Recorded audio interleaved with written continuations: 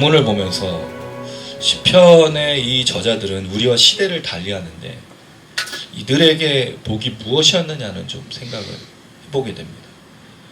복에 대한 얘기는 너무 많이 하고 있으니까 그 얘기는 좀 뒤로 넘기는데, 그럼 이 고대 근동 아시아, 또 다윗의 시대, 거의 대부분 시편은 다윗의 시대 또는 구전되어서 왔던 잠언의 오랜 말들을 보면 더 오랜 시대도 있는데, 그들이 생각하는 축복은 어떤 건지 좀 궁금해지기 시작하더라고요. 그리고 특별히 오늘 본문은 민수기서 말씀을 인용한 본문인데, 민수기서와 차이점이 있습니다. 이 1절에 하나님은 우리에게 은혜를 베푸사 복을 주시고 그의 얼굴빛을 우리에게 비추사 라고 되어 있잖아요. 민수기에서 거의 갖고 온 건데 몇 가지 점에 차이점이 있어요. 그럼 왜 이 민수기의 말씀을 시편 기자는 이렇게 인용했을까? 이런 궁금함이 좀 생기는 거죠. 그런 면에 있어서 우리가 좀 한번 생각을 해볼 때, 시편 기자의 의지는 굉장히 강합니다. 뭐를 축복을 하고 있는지. 그게 2절이에요. 주의 도를, 주의 권을 모든 나라에게 알리는 겁니다. 왜 그러냐면 4절에 보면 민족들이 공평한 심판을 받지 못했고 땅의 나라들이 다스림 가운데 나아가지 못했기 때문입니다.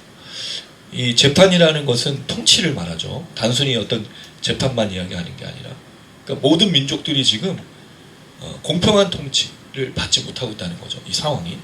그 나라들을 인도하는 사람들이 온전치 않다라는 거예요. 그래서 하나님이 이 축복을 주실 때 첫 번째 축복은 이 나라들을 인도해 주시라. 이 땅 가운데 공평한 하나님의 통치가 있게 해달라고 바라는 게 시편 기자의 축복입니다. 두 번째 축복을 생각해 볼 수 있는 건 6절인데, 땅이 그 소산을 내어준다는 얘기예요. 이 얘기는 사실 이 두 내용이 다 창세기로부터 온 겁니다. 창세기로부터 연유한 그런 내용인데, 땅의 소산을 먹을 수 있도록 해달라는 게 그 축복인데, 이 땅의 소산을 먹는 게 그럼 과연 또 무엇인가는 질문이 될 때, 이 시편 기자가 담고 있는 것들을 좀 생각해 보면서 오늘 본문을 좀 읽어보려고 합니다. 먼저 1절 다시 한번 같이 읽어보면 좋겠습니다. 1절 말씀입니다. 시작. 하나님은 우리에게 은혜를 베푸사 복을 주시고 그의 얼굴빛을 우리에게 비추사. 하나님이시여로 읽는 게 더 좋겠습니다. 하나님이시여 우리에게 은혜를 베푸소서. 그 다음에 두 번째 복을 주소서. 세 번째 그 얼굴빛은 없고요, 얼굴을 우리에게 비춰주소서. 이게 시편 기자의 간구입니다. 첫 번째 뭘 구했어요? 은혜를 베풀어 주십시오. 두 번째 복을 주세요. 세 번째 얼굴을 비춰주세요라고 기도한다는 거죠. 그럼 여러분, 이 시편 기자의 상황은 무엇이라는 생각이 듭니까? 맨 마지막에 나오는 내용이 그 중심이지 않을까요? 하나님 나에게 얼굴빛을 지금 얼굴을 보여주지 않고 있다는 거죠. 그럼 하나님이 얼굴을 안 보여주신다는 내용이 무엇일까요? 하나님의 얼굴, 사실 하나님은 영이시기 때문에 육체를 가지시진 않아요. 그런데 사람들에게 보여주실 때는 육체를 가지고 보이셨지만, 그럼 그 영적인 존재이신 그 하나님을 우리가 바랄 때 대부분 상징적으로 표현한 건 얼굴입니다. 그리고 얼굴이라는 말은 하나님 임재를 상징하고 있고 하나님의 동행하심을 상징하고 있는 거죠. 그렇다면 이 시편 기자가 지금 뭐가 없는 거예요? 하나님 임재가 없고 하나님의 동행하심이 없는 상태라는 거죠. 그랬을 때 하나님 그 얼굴을 내게 비춰주세요 라고 말하는 거예요. 자, 이 부분에 대해서 여러 가지 번역들이 해석한 게 있는데 좀 재밌어서 이거는 좀 알려드리려고요. 공동 번역은 웃는 얼굴을 우리에게 보여주소서. 웃는 얼굴을 했어요. 그럼 지금 하나님이 자기에게 뭐하고 있는 거예요? 화내고 있다는 거잖아요. 세 번역은 주님의 얼굴을 환하게 우리에게 비추어 주셔서. 그럼 지금 하나님의 얼굴에 환한 그 빛이 나를 비춰주길 바라는 걸로 세 번역은 했고요. 현대어는 더 웃겨. 다정스레 우리를 바라보소서. 어쨌든 그런 공동 번역과 현대어를 보면 지금 상황이 하나님이 나를 마치 심판하시는 것 같은, 나를 버리신 것 같은 그런 생각이 좀 들죠. 새 한글 성경은 그냥 직역했어요. 하나님의 얼굴빛을 우리에게 비추어. NASB, ESB, NJB 영어 성경 거의 비슷합니다. His face to shine upon us. 거의 shine이라는 단어를 써서 빛을 비춰달라고 말하는 거죠. 그러면 지금 이 시편 기자에게는 하나님의 얼굴이 없는, 마치 동행과 임재와 다스리심이 없는 그런 걸 생각을 해볼 수 있습니다. 자, 그런데 이 이야기를 할 때 이렇게 먼저 시작을 해요. 뭘 베풀어 달라고요? 예, 얼굴빛을 먼저 보여달라는 게 아니라 은혜를 베풀어 달라고 기도합니다. 이게 굉장히 중요한 것은 하나님이 어떤 분이시냐를 먼저 선포하는 거예요. 여러분, 하나님은 여러분들에게 어떤 분이세요? 하나님은 예전에 그런 얘기를 좀 들은 적이 있어요. 어떤 형제들, 자매들이 하나님 너무 무서운 분. 하나님에게 들은 얘기, 하나님에 대한 그 대상이 너무 무서운 분. 왜죠? 구약을 읽어보면 하나님이 주로 심판과 저주를 행하시니까. 하나님 너무 무서운 분. 그래서 주일 성수 안 하면 어떻게 되죠? 자동차 사고가 난다든가 뭐 그런 거 많이 들었지 않습니까? 내가 오늘 예배를 빼먹으면 마치 일이 안 될 것 같고 무섭고 그런 얘기들을 들어보지 않으셨어요? 물론 하나님이 그런 거 할 수도 있지만 하나님에 대한 인식이 이제 어떠냐를 이제 알 수 있는데 이 시편 기자는 은혜를 달라고 먼저 기도하는 거예요. 그럼 하나님은 어떤 분이기 때문에 은혜를 구하는 거죠? 자비로우시고 노하기를 더디하시고 긍휼이 많으신 분이라는 걸 시편 기자가 고백하는 거죠. 그럼 하나님 어떤 분이세요? 자비로우시고 노하기를 더디하시며 긍휼을 베풀기를 원하시는 분이십니다. 출애굽기 34장 6절에서 7절 여호와께서 그의 앞으로 지나시며 선포하시되 여호와라 여호와라 자비롭고 은혜롭고 노하기를 더디하고 인자와 진실이 많은 하나님이라 인자를 천대까지 베풀며 악과 과실과 죄를 용서하리라. 그러나 벌을 면제하지 아니하고 아버지의 악행을 차서 3, 4대까지 보응하리라. 하나님 어떤 분이시라고요? 자비롭고 은혜롭고 노하기를 더디하시고. 그래서 우리가 예배드리는 거예요. 만약에 하나님 엄격한 분이라고 생각해 보세요. 하나님이 만약에 고지식하고 은혜가 없는 분이라고 생각해 보세요. 예배를 드릴 수가 없습니다. 예배로 나아가는 게 쉽지 않은 거예요. 그 하나님에 대해서 고백하고, 자, 예배 두 번째는 복을 구합니다. 근데 그 복에 대한 내용이 아까 무엇이었죠? 얼굴빛을 내게로 비춰달라는 거죠. 자, 그러면 여기서 우리가 한 구절을 좀 찾아보면 도움이 될 것 같아요. 민수기서 말씀을 좀 찾아보면 좋겠습니다. 민수기 6장 24절에서 26절. 24절에서 26절.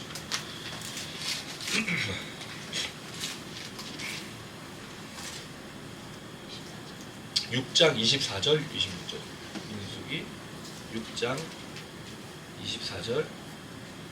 아론과 그의 아들들을 제사장으로 세우실 때 하나님께서 그 대제사장과 제사장들이 백성들에게 어떻게 축복할 것인가, 그 축복의 내용으로 주신 말씀인데요. 6장 24절, 26절. 예, 우리는 이것은 함께 읽어보도록 하겠습니다. 6장 24절에서 26절 한 목소리 읽습니다. 시작. 여호와는 내게 복을 주시고 나를 지키시기를 원하며 여호와는 그의 얼굴을 내게 비추사 은혜 베푸시기를 원하며 여호와는 그 얼굴을 내게 명하여서 평강 주시기를 원하노라 할지니라. 이게 대제사장과 제사장들이 백성들을 축복할 때 준 내용입니다. 내게 복을 주시는데 그 복이 뭐죠? 지키시는 거죠. 얼굴을 비춰주시는 거고 은혜를 베푸시는 거예요. 또 얼굴을 향하여 두면 평강을 주시는 거예요.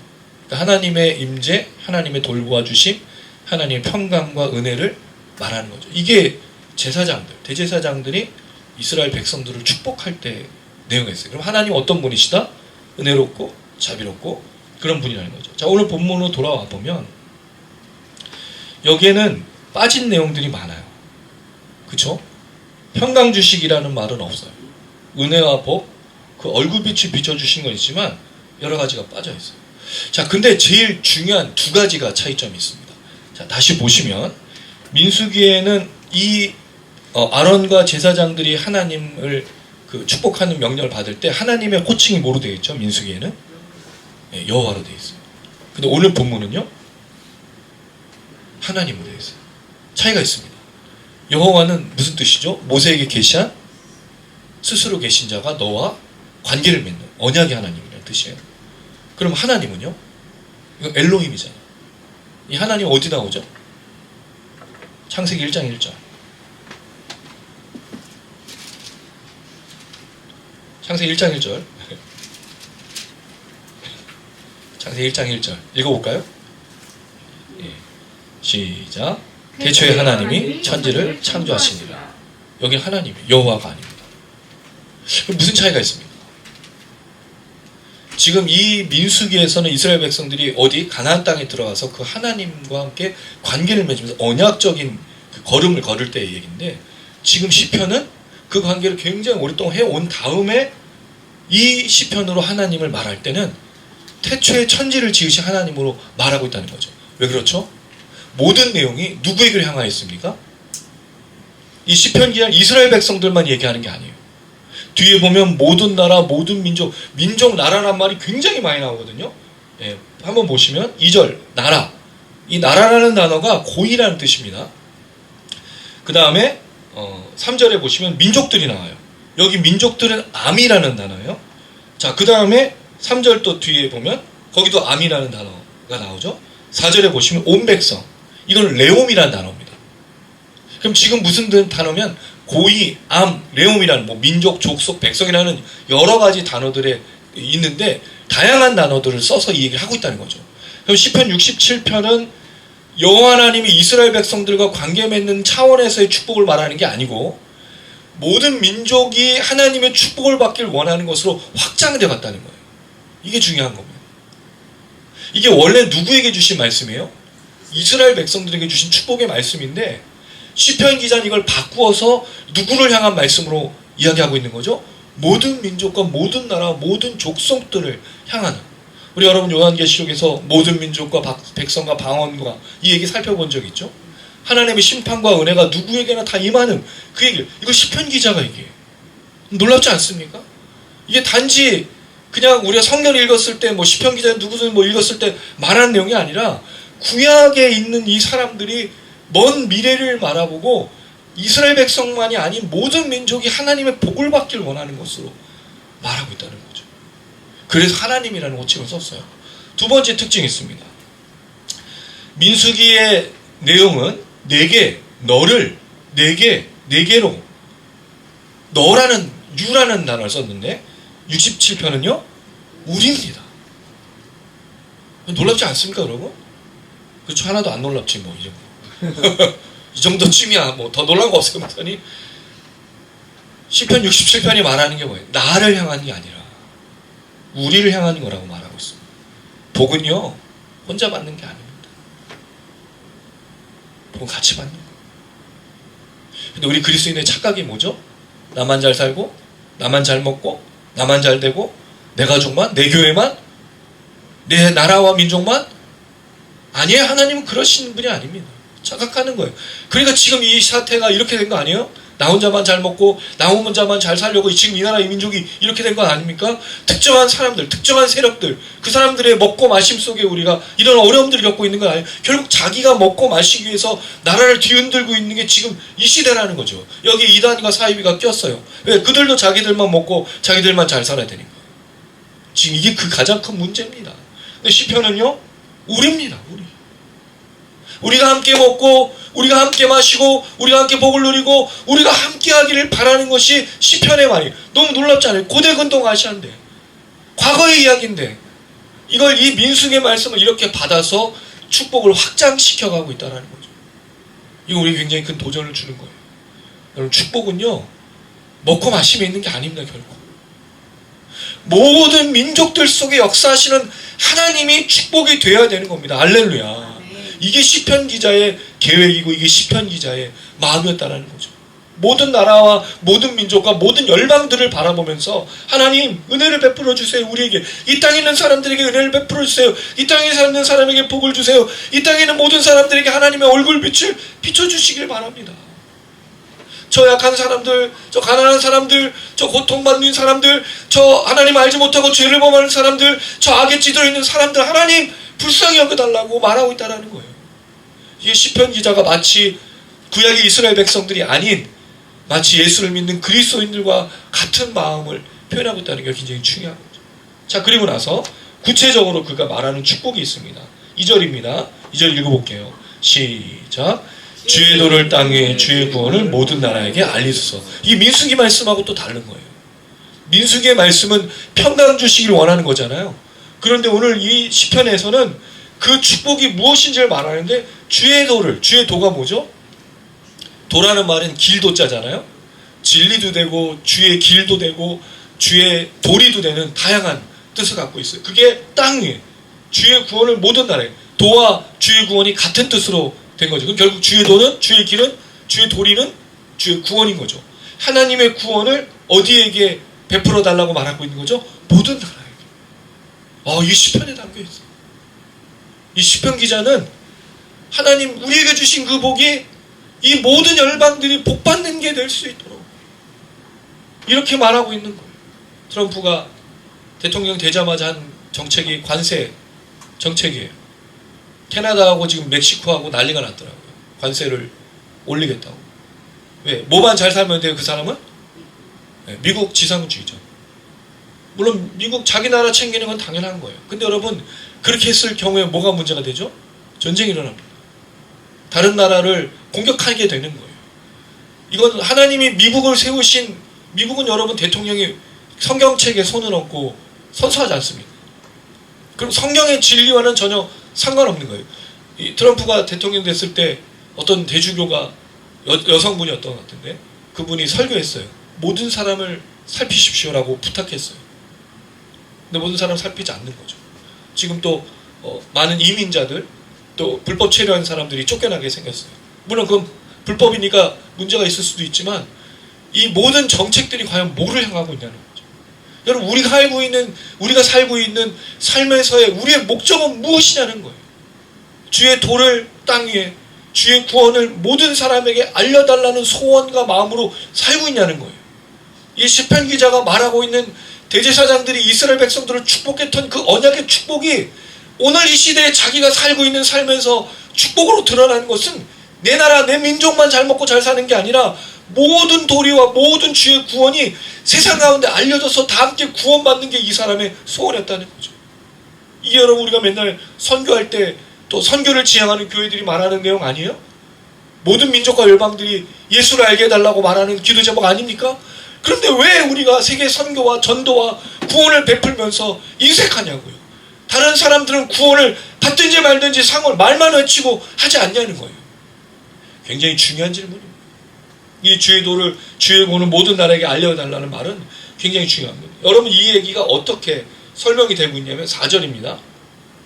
주의 도와 주의 구원이 그럼 구체적으로 무슨 뜻인가? 4절 말씀 한번 읽어보겠습니다. 4절입니다. 시작. 온 백성은 보고 즐겁게 노래할지니 주는 민족들을 공평히 심판하시며 땅 위의 나라들을 다스리실 것입니다. 자, 온 백성은 기쁘고 즐겁게 노래할지니라는 말 다음에 민족들을 모아달라고 말했죠? 공평히 심판해달라고 말합니다. 이 공평하다는 단어는 명사예요. 미쇼르라는 명사인데 평원, 평지, 평탄함 또는 정직, 공평이라는 뜻을 갖고 있어요. 구약에 23번 정도 나오는데 제가 예를 들어서 한번 말씀드리겠습니다. 시편 45편 6절에는 하나님이여 주의 보좌는 영원하며 주의 나라의 규는 공평한 규이다. 여기 이제 공평하다는 단어를 썼어요. 이사야서 11장 4절입니다. 공의로 가난한 자를 심판하며 정직으로, 이 정직으로가 오늘 이 미쇼라는 단어예요. 정직으로 세상의 겸손한 자를 판단할 것이며 그 입에 막대기로 세상을 치며 그 입술의 기운으로 악인을 죽일 것이며. 그러면 시편 기자가 말하는 주의 도와 세상에 알려주고 주의 구원이 세상 가운데 드러난다는 얘기가 뭐죠? 예수 믿고 구원받는다는 얘기도 있지만 그걸 포함하기도 있지만 뭘 먼저 말하고 있는 거예요? 세상 가운데 정직과 정의와 공의가 땅을 다스리기를 바라고 있다는 거죠. 왜 그렇습니까? 세상에 뭐가 가득하기 때문에 불법과 불의와 악이 가득하기 때문입니다. 여러분 이걸 잘 보여준 사건이 무엇이 있어요? 다시 창세기로 돌아가서 창세기 3장 한번 보십시오. 왜 이 기도를 하게 되었는지를 우리가 다시 한번 좀 생각해 보면 되는데요. 창세기 3장에 이 내용들이 담겨져 있어요. 3장 5절에서 6절. 창세기 3장 5절, 6절 말씀. 제가 5절 읽고 여러분 6절 읽어주세요. 너희가 그것을 먹는 날에는 너희 눈이 밝아져 하나님과 같이 되어 선악을 알 줄 하나님이 아심이니라. 여자가 그 나무를 본즉 먹음직도 하고 보암직도 하고 지혜롭게 할 만큼 탐스럽기도 한 나무니라. 여자가 그 열매를 따먹고 자기와 함께 있는 남편에게도 주매 그도 먹었다. 자, 여러분, 이게 그냥 선악과를 먹어서 선악을 알게 된 것을 얘기하는 게 아니고 진짜 죄의 가장 큰 문제는 뭐죠? 너희가 뭐처럼 돼요? 하나님과 같이 되어야 해요. 이 타락의 시작은 하나님, 그 죄라는 말은 무슨 뜻이에요? 하나님처럼 되는 거예요. 그러니까 하나님처럼 되니까 내가 다른 사람 것을 빼앗죠. 내가 하나님이니까 다른 사람 죽이죠. 내가 하나님이니까 다른 사람 공격하고 괴롭게 하고. 여러분, 모든 죄악이 다른 사람에게 행하는 거잖아요. 내게 대해 행하는 건 거의 없고 다른 사람에 대해서 죄를 저지르고 악을 저지르고 나쁜 일을 감당하는 게 그런 것들이 아니겠습니까? 그럴 때 이게 창세기로부터 온 죄의 저주, 뭐가 되죠? 정직하고 공평하게 세상을 다스리지 않는다는 거예요. 재판이 기울어져 있고 통치자들이 빼앗고 억압하고 착취하는 그 얘기들을 하고 있다는 거죠. 여러분, 이걸 또 잘 보여주는 사건이 무엇이겠습니까? 사사기에 나오고 있는 내용이에요. 사사기, 제가 이건 읽어드릴게요. 17장 6절. 그때는 이스라엘의 왕이 없었으므로 사람마다 자기 소견에 옳은 대로 행하였더라. 자기 소견에 옳은 대로. 자기 소견이 뭐죠? 자기 눈에 옳은 대로. 자기 눈에 선한 대로. 이게 창세기에 보기에 좋았더라. 그거 똑같은 거예요. 그럼 왜 이 땅 가운데 이 정직이 사라지고 공의가 사라지고 공평하고 평평한 재판이 없어졌을까? 죄악을 저질렀기 때문입니다. 이 시편 기자가 말하는 게 뭔지 아시겠어요, 여러분? 하나님이여, 제발 저 땅에 있는, 저 이 세상 가운데 모든 나라에 있는 사람들이 정직과 공의를 회복하게 해주세요. 죽어가고 있습니다. 억압받고 있습니다. 착취받고 있습니다. 압제를 누리고 있습니다. 하나님처럼 다스리지 않는 너무 많은 것들이, 심지어 이스라엘 백성에게도 그런 왕들이 있기 때문에 빼앗기고 있으니 하나님 그들을 불쌍히 여겨주세요. 긍휼히 여겨주세요. 라고 말하고 있다는 거죠. 우리가 하는 선교는 잘못된 선교가 많아. 우리 주로 선교를 어떻게 하죠? 학교를 세워주고 병원을 세워주는, 또는 거기에 교회를 세워주는 여러 가지 일들을 합니다. 그리고 또 물질을 내고 필요한 걸 하죠. 중요한 겁니다. 한편으로 그 땅에 억압받고 있는 사람들을 위해서도 동참할 필요가 있는 거예요. 여러분, 미얀마가 지금 군부 독재가 시작한 지 벌써 5년 가까이 돼가고 있는 거예요. 뭐 미얀마를 위해서 기도하라는 말은 하진 않겠지만 우리가 무관심하면 사라지는 거예요. 더불어 어떻게 보면 그건 이 땅 가운데 있는 불의에 대해서 마찬가지입니다. 많은 사람들이 착각하고 있어요. 대한민국에 일어나는 현실조차도 우리가 부정하면서 참여하지 않는 교회들이 너무나 많습니다. 여러분, 움직여야 됩니다. 기도해야 됩니다. 이 땅의 불의와 불법이 더 이상 악한 것들이 주장하지 않도록. 만약에 여러분 그렇지 않다면 1년에 함께 7,000명은 없는 거예요. 7,000명을 찾을 수가 없는 거예요. 이 땅의 불의와 불법에 대해서 하나님이 구원해달라고 말하면서 움직여야 돼요. 물론 먹고 마시는 것이 중요하죠. 그러나 나라가 있어야 될 것 아닙니까? 이 나라가 온전히 있어야지 우리가 먹고 마시는 것이 될 것 아닙니까? 근데 많은 교회들이 나라는 어떻게 되든 상관없이 교회만 멀쩡하면 된다고 생각합니다. 그러니까 중립적으로 기도하자. 중립적이 없어요, 세상에.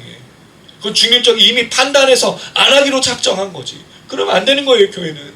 교회는 세상을 향해서 선포하고 하나님의 정의와 하나님의 정직함과 하나님의 공평한 판단이 이 땅을 덮을 수 있도록, 이 땅에 나타날수록, 그게 진짜 구원인 거잖아요.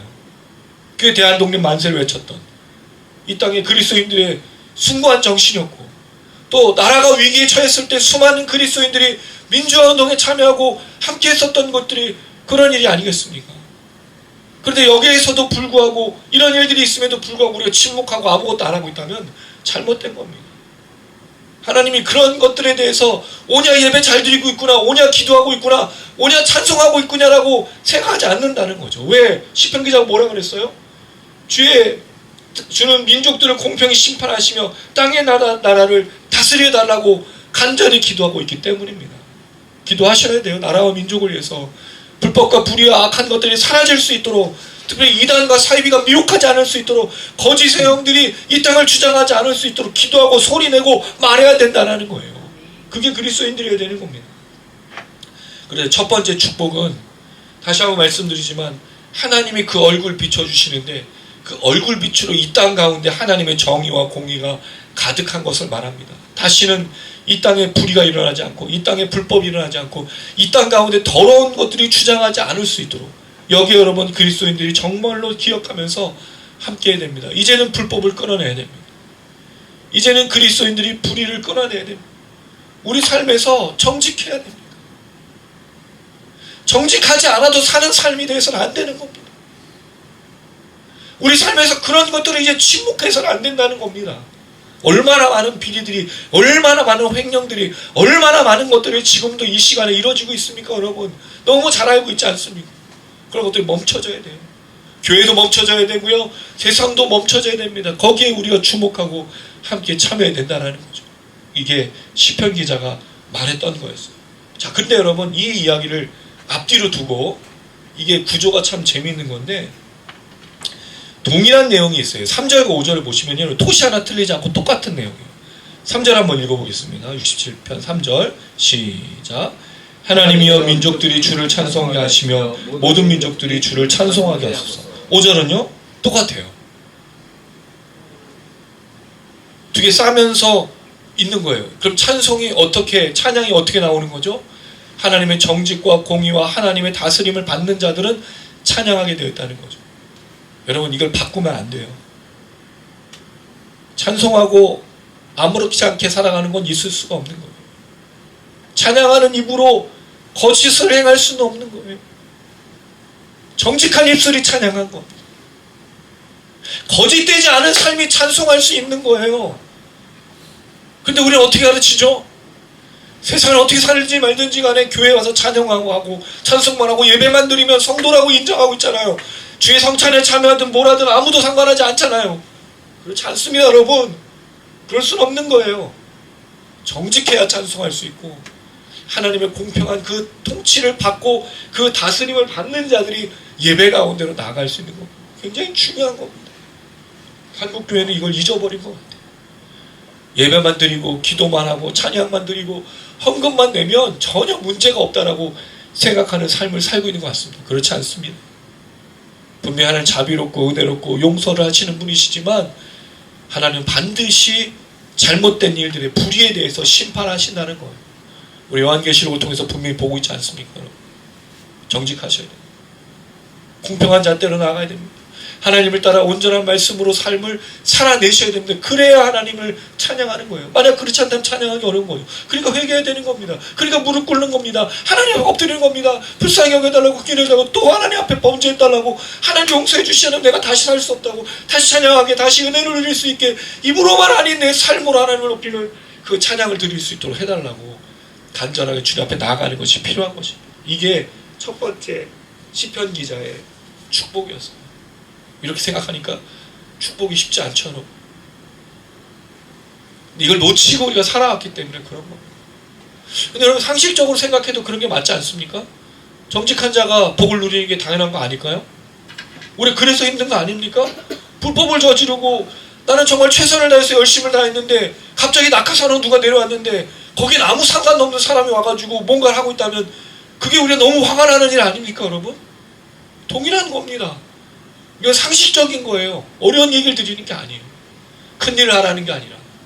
이걸 시편 기자가 첫 번째 축복으로 말하면서 찬양을 이야기합니다.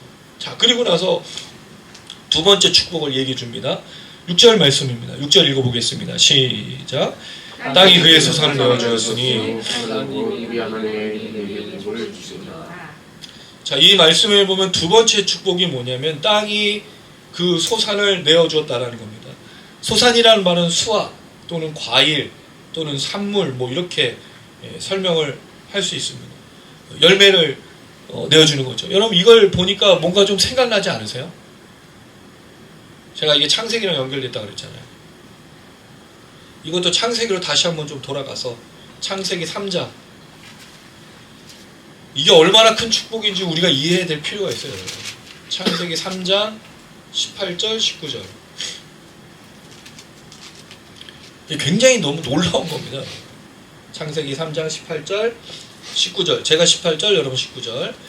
땅이 내게 가시덤불과 엉겅퀴를 낼 것이라 내가 먹을 것은 밭의 채소인즉 내가 흙으로 돌아갈 때까지 얼굴에 땀을 흘려야 먹을 것을 먹으리니 내가 그것을 취함을 먹었습니다.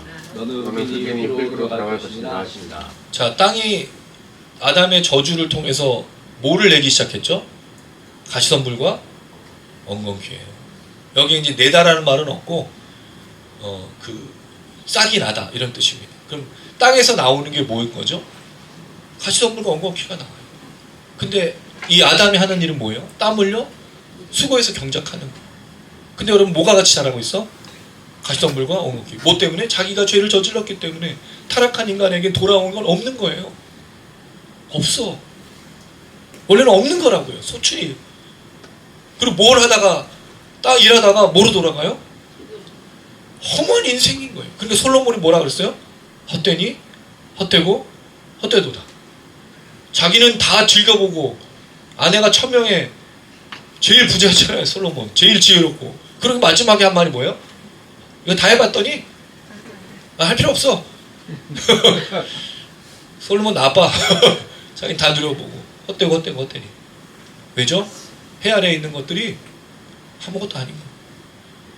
결국 뭐로 돌아갔기 때문에? 흙으로 돌아갔기 때문에. 내가 아무리 열심히 수고해서 뭘 쌓아놨어. 근데 결국 뭐로 돌아가요? 흙으로 돌아가요. 그래서 여러분 현재가 중요한 겁니다. 물론 미래에 대해서 저축하고 이거 나쁘다는 게 아닙니다만 미래를 걱정할 필요가 없는 거예요. 미래를 걱정한다고 우리가 오늘 해결할 수 있는 문제가 아니거든요. 정말 중요한 건 하나님의 원칙과 원리 속에 살아가는 거죠. 마태복음 6장에 뭐라고 얘기하셨습니까? 그런 거는 이방인이 하는 기도라고 말씀하셨어요. 뭐에? 먹고 마시고 입는 걸 구하는 거. 공중의 새를 보라. 드레베카파를 보라. 하나님이 먹이고 돌보시지 않느냐. 하물며 사람이거든. 하나님이 창조하신 인간이거든. 돌보지 않겠느냐. 돌보지 않는다는 뜻일까요? 돌보신다는 뜻이잖아요. 그러니까 먹고 마시고 입는 것은 구할 것이 아니요. 뭘 구하라고요? 먼저 그의 나라와 그의 의를 구하라. 그러면 어떻게 하신다고요? 이 모든 것을 더하시리라. 근데 여러분 여기서 핵심이 뭐냐면 하나님이 풍족하게 주시느냐 안 주시냐의 문제가 아니고 먹고 마신 일용할 양식에 대한 얘기라는 거죠. 그건 하나님의 영역인 거예요. 근데 우리가 원하는 건 뭐죠? 일용할 양식을 넘어서는 것에 대해서 자꾸 달라고 얘기하는 거 아니에요? 내일 일을 내가 모르니까 20년치 주세요. 내가 내일 것 잘 모르겠으니까 나 걱정되고 염려되니까 30년치 주세요. 이거 안 주면 하나님 나빠. 나 헌금 안 내. 나 교회 안 하나. 예배 안 드려. 하나님 능력이 없어. 능력이 없는 게 아니죠. 원래 땅은 어떤 땅이라고요? 가시덤불과 엉겅퀴를 주게 돼 있어요. 가시덤불과 엉겅퀴만 있습니까? 아까 뭘 살폈죠? 불의와 불법이 판을 치고 있어요. 여기서 부하기 쉽습니까? 부유한 자가 되기 쉽습니까? 오히려 가난할 때, 오히려 우리에게 더 그런 어떤 부에 대한 마음들이 없었을 때는 그나마 사람들이 정직했어. 여러분 옛날에 우리 집에 가훈들 다 있지 않았습니까? 저희 집 가훈이 정직이었어요. 가훈이 우리 아버지가 저한테 정직하게 살으라고 다른 얘기 안 하셨어요. 정직하게. 아버지가 수학 선생님이셨거든요. 수학은 치팅할 수가 없잖아. 우선 계산을 해가지고 정확하게 수를 도출해야 되잖아요. 정직하라고 하셨어요. 지금 그런 가훈이 있습니까? 지금의 가훈은 뭐예요? 무슨 짓을 해서 먹고 살든 많이 먹고 살아. 너만 챙겨. 이게 이 시대의 가훈 아니에요? 너만 잘 되면 돼. 부모들이 자녀들에게 말하는 게 너만 괜찮으면 돼. 만약에 이 성경대로 한다면 복이 아닌 겁니다. 땅의 소산.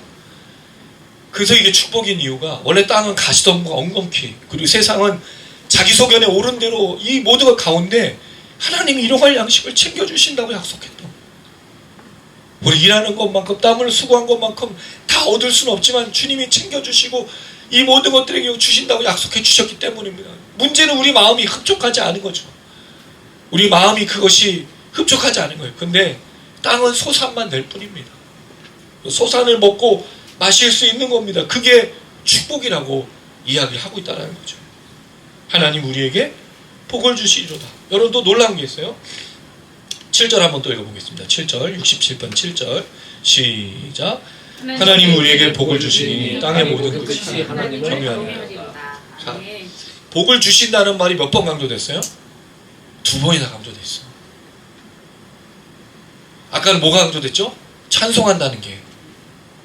세상 가운데 하나님의 정의가 일어날 때 찬송이 일어나듯이 이제 하나님 복을 주실 거야. 어떤 복을? 땅에 소산을 주시는 복. 그러나 그 땅에 소산을 주시는 복은 다른 게 아니라 분명히 일용할 양식을 채워주신다고 말씀해 주셨어요.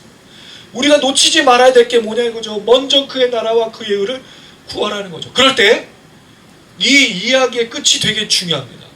7편이 어떻게 구성됐냐면요. 복 주신다고 말한 다음에 땅의 소산이 그 시작이었죠. 복 주신다는 말이 2번 강조됐죠. 그리고 마지막에 무슨 내용이요? 땅의 모든 끝이 하나님을 경외하리로다. 경외한다는 말이 뭐죠? 하나님께 엎드리고 예배하고 두려워한다는 뜻이잖아요. 찬양한다는 뜻이잖아요. 예배한다는 뜻이잖아요. 이상하지 않습니까, 여러분? 되게 이상하지 않으세요? 왜 소산을 냈는데 왜 땅의 끝이 하나님을 경외하냐고요.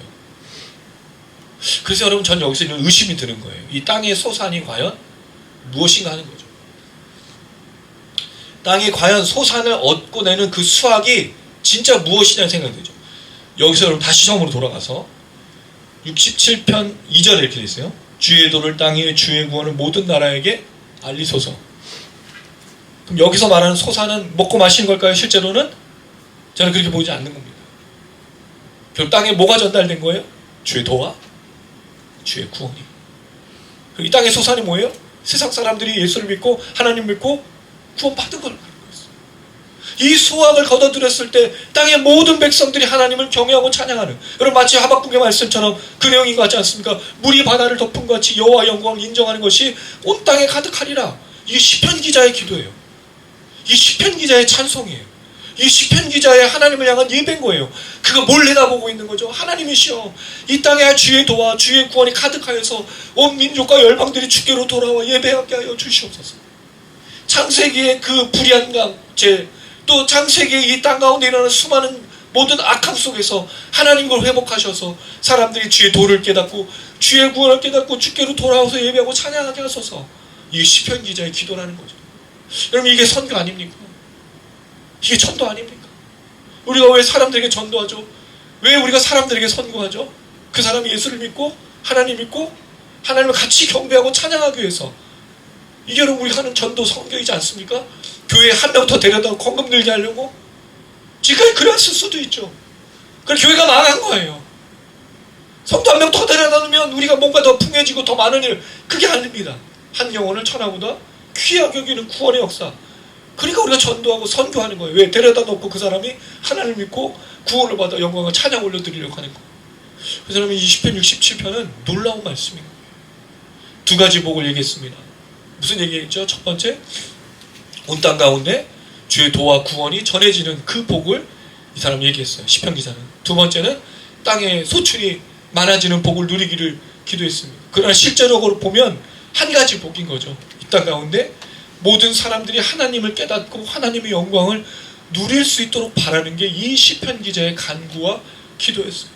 그래서 하나님, 나에게 복을 주세요. 나에게 은혜를 주세요. 나를 좀 채워주세요. 내게 정말 하나님의 자비와 긍휼을 채우셔서 사람들이 하나님이 살아계심을 깨달을 수 있도록 나에게 복 주시고 은혜 주시라고 그렇게 간절하게 기도하고 있는 겁니다. 말씀을 맺겠습니다. 올 한 해 우리는 예수를 닮기를, 예수만 보이기를 위해서 걸어가려고 표어를, 주제를 삼았어요. 그렇게 하는 이유가 뭐냐면 이 시편 기자의 말씀처럼 우리가 하나님의 구원이 세상을 통치하고 다스려서 그들도 구원하게 하려고 하기 때문입니다. 많은 사람들이 절망하고 낙심하고 힘을 잃어가고 있습니다. 이게 뭐 나라의 일이든 어떻든 간에 요새 사람들의 얼굴들이 좋지 않아요. 마음이 편, 우리도 마찬가지지만 어렵습니다. 근데 거기서 회복되는 게 과연 무엇일까요? 거기서 진정한 복으로 누릴 수 있는 게 무엇일까요? 먼저는 나라가 정상화되는 것이 복이겠죠. 그리고 우리 경제적인 문제가 해결되는 것도 복일 겁니다.